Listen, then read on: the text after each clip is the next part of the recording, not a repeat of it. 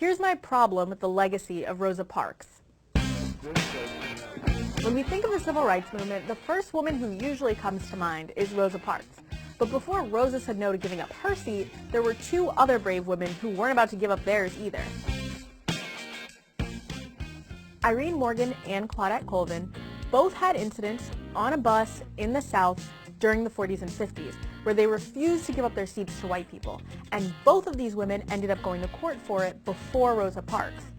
Irene Morgan Kirkledy's moment of resistance was in July of 1944, when she was 27, more than 10 years before Rosa Parks. She was on board a bus from Virginia to Baltimore when a white couple boarded and demanded she give up her seat. But Irene, rightfully so, wasn't about it. The bus driver actually drove directly to a police station to have her arrested, at which point she ripped up the warrant and kicked an officer when he tried to arrest her. Anyway, her case eventually made it to the Supreme Court, where she was represented by Thurgood Marshall in conjunction with the NAACP. While she did plead guilty to resisting arrest, the court ultimately ruled in Irene Morgan v. Commonwealth of Virginia that the segregation law was actually unconstitutional because it violated the Constitution's protection of interstate commerce. But most of the southern states just refused to enforce the ruling, and that was that, for a while. Now, Claudette Colvin's story is similar, but hers takes place 11 years later and in Montgomery, Alabama, just like Rosa. Claudette was 16 years old and pregnant at the time when she also refused to give up her seat to a white man on a bus and was arrested for doing so. Now, even this incident was a whole 9 months before Rosa Parks made headlines for the same thing.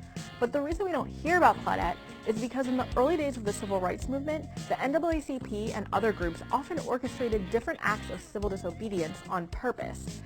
By challenging these racial laws publicly, this often gave them the incidents they needed to make a case that could then be taken to the Supreme Court.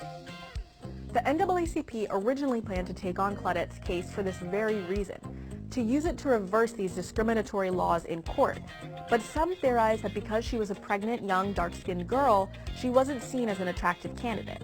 Claudette did eventually testify in court as one of 4 plaintiffs in Browder v. Gale, the case that eventually overturned segregation laws in Montgomery, Alabama. Her contribution, along with others, tend to get tossed to the side, and instead we all only ever learned about Rosa Parks in school. Of course, no shade to Rosa. Rosa Parks and Claudette Colvin were actually family friends. But as we remember a movement that was crucial in giving black people our rights in the 50s and 60s, let's also remember the women who are often forgotten and first had the courage to say no. Black women have a history of civil disobedience from the first moments we stepped foot in this country, to women's suffrage, to the civil rights movement, the Black Panthers, to today's Black Lives Matter movement. It's a legacy of resistance that continues to reach around the world.